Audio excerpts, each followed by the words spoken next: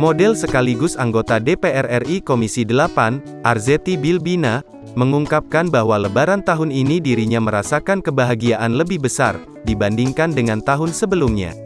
Bukan tanpa sebab, kebahagiaan ini datang karena Arzetti bisa kembali bersilaturahmi dengan keluarga besarnya, karena sebelumnya terkendala pandemi COVID-19.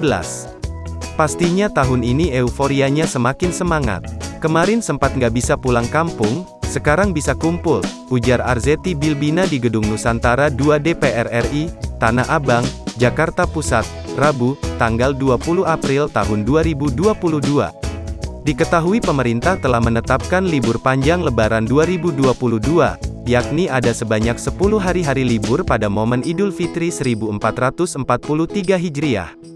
Apalagi pemerintah sudah memberi libur cuti bersama selama 10 hari, itu kan kesempatan yang luar biasa, ujar ibu dua anak itu.